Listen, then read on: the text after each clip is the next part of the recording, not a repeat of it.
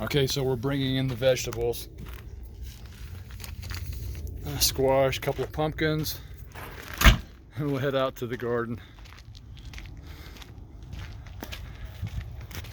I looked at the revised weather report. Today's the 25th of September.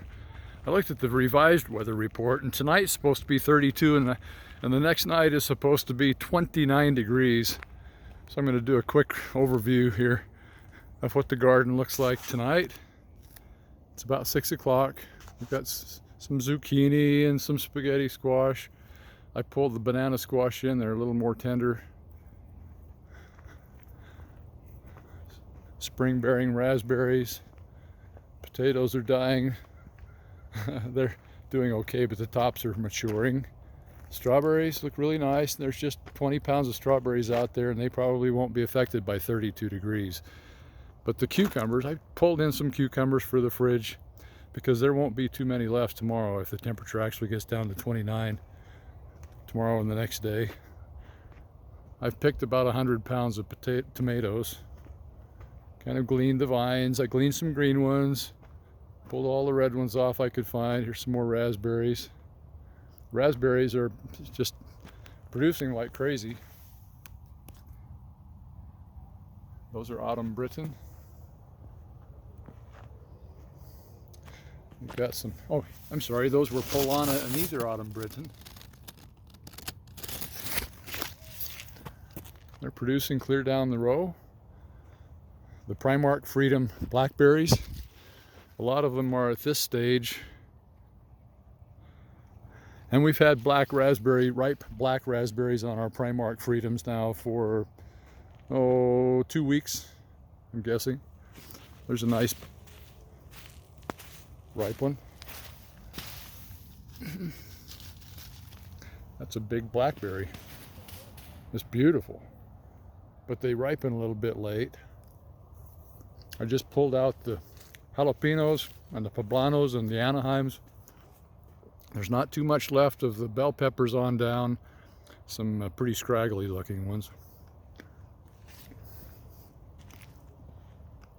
The carrots, onions, beets. We've picked most of the grapes. All of the grapes are juice that we were going to juice.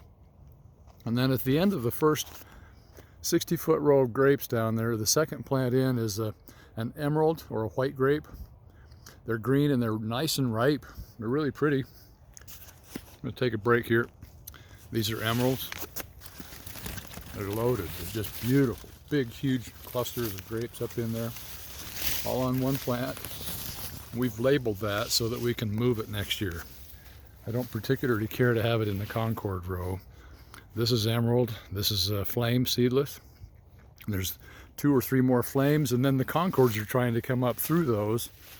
And we need to focus a little bit on growing the Concord crop. So I'll probably be moving those emeralds. They've been ripe for, 2 weeks maybe. The flame seedless have been ripe for over a month. This is our new row of Himbo Top. Himbo Top raspberries are rated large berry. They're producing, but I'm gonna think that they're near the end of their production. Oh no, they're not. Look at all that blossom and new growth there. So they would just continue producing clear till it freezes. They're not like some that quit.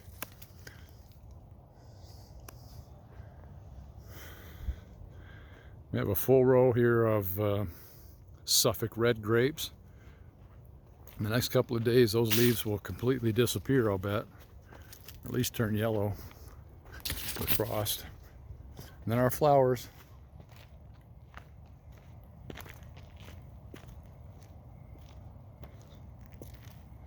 Marigolds. You can see the nasturtiums on the other side of the marigolds. Some giant zinnias. More zinnias. And sunflowers. This is our healthiest. It's got to be 12 inches across. Some get bigger, but this is our biggest this year just because the water wasn't getting to the plants and we didn't know it. till it was kind of late. You get busy and don't watch like you should, and little things at the back corner of the garden like that happen. The artichokes have been done blooming for quite a while, and they've all gone to seed. So we should be able to pull the seeds out of these later on. The frost won't hurt those. There's really nothing left in the garden to hurt. Oh, the beans. Well, we've picked a good crop of beans, but there's no time left tonight to do that. I wondered where my wheelbarrow went. You see the blue wheelbarrow at the end of the beans. We were doing some weeding and got sidetracked and left the wheelbarrow at the far corner of the garden. All right. A view from this angle. On the other side of the garden, we have a 20-foot row of black raspberries here, and red raspberries and some corn that won't hurt. These raspberries are producing. They're an ever-bearer. Some of that may be cut back. If the canes get frozen, they might just instantly go into dormancy. We'll find out. We'll continue the saga here in a few days when things warm back up again. This 25th of September frost is not uncommon, but it doesn't happen every year. There's a light rainstorm, maybe no rainstorm, but the temperatures drop, and during the day, like it's going to rain or it wants to rain, or it rains in the area but maybe not here. But the next couple of days the temperature drops, and it's very likely some years that we have that frost that kills the garden. This garden's way too big to cover, and it's just perfect timing for us. We've harvested everything we need. All the pickles are done, all the beans are done, all the juice grapes are done.